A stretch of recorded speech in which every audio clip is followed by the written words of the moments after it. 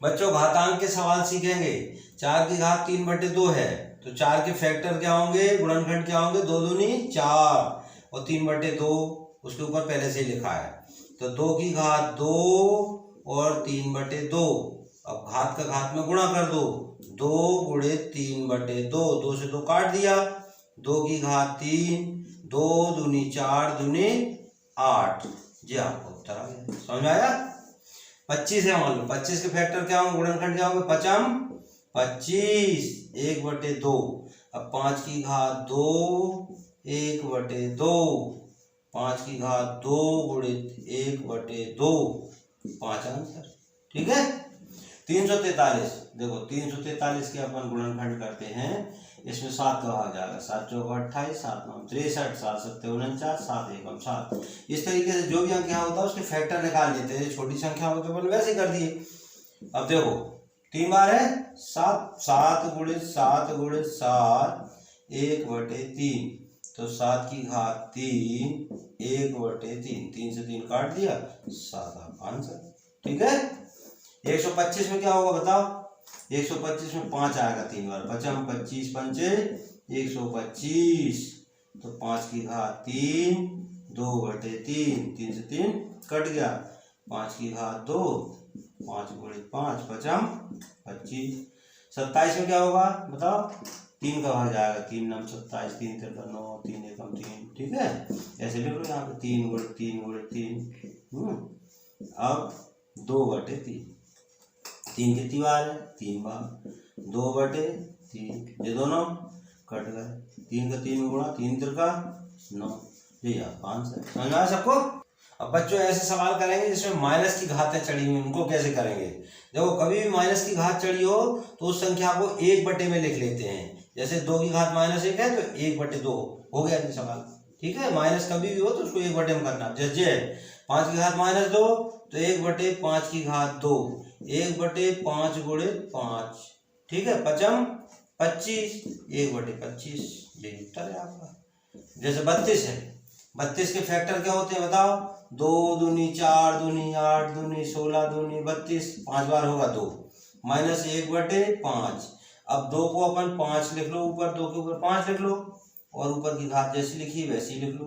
घात का घात में गुणा कर दो, तो 5 गुणे -1/5, 5 से 5 कट गया, 2 की घात -1। अब इसको माइनस को जब प्लस में करेंगे तो 1/2, यही आपका आंसर है। कभी माइनस का हो तो इस तरीके से करेंगे।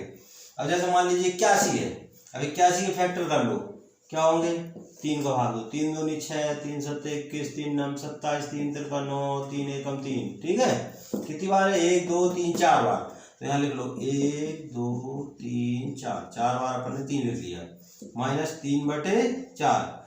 अब 4 बार है तो 3 की घात 4 लिख लो और -3/4, तो घात का घात में गुणा कर दो, 3 4 गुणे -3/4, 4 से 4 कट गया, 3 की घात -3, 1/3 की घात 3। ठीक है, अब 3 बार गुणा कर दो, 1/3 गुणे 3 गुणे 3, तो 1/27, यही आपको उत्तर है। समझ में आया सबको।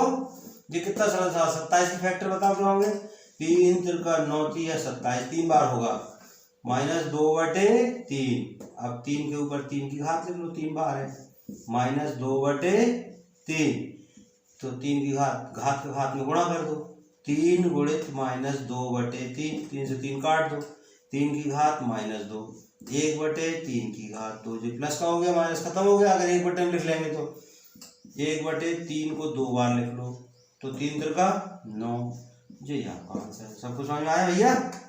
बच्चों जिन संख्याओं के ऊपर जिन संख्याओं के ऊपर 0 की घात होती है उनको कैसे हल करते हैं, इनको देखो ध्यान से। x की घात 0 का मतलब 1, बस किसी संख्या के ऊपर 0 हो कभी भी 1 होता है। अब जैसे 4 की घात 3 का 0 में गुणा करो, 3 गुणे 0, 4 की घात 0 और 0 घात हो कभी तो 1। ठीक है, 5 की घात 0 गुणे 2, 5 की घात 0 बराबर 1। समझ में आ रहा है आपको।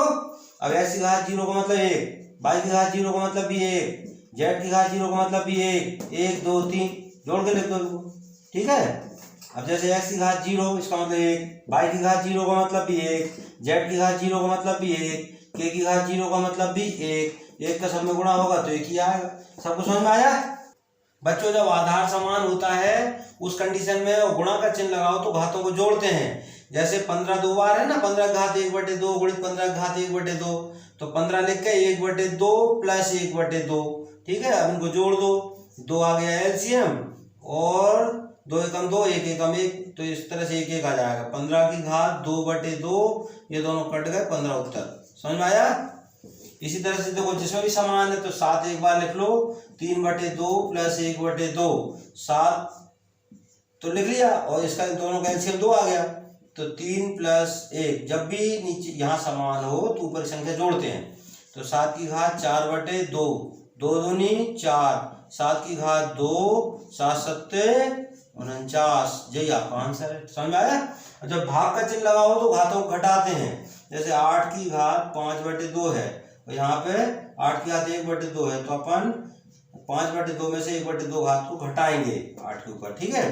तो 8 लिखो और 2, 5 में से 1 घटा दिया, तो 8 की घात 4/2, 2 से काट दो, 2 दूनी 4, तो 8 का 8 में गुणा बताओ, 8 8 64, ऐसे करेंगे इसको। देखो 100 की घात 3/2 और इसके बाद में भागे 100 की घात 1/2 है, तो 100 की घात 3/2 माइनस 1/2, तो 100 की घात 2 आ गया एलसीएम, 3 - 1, तो 100 की घात 2/2, जो दोनों काट दिए, 100 आपका आंसर।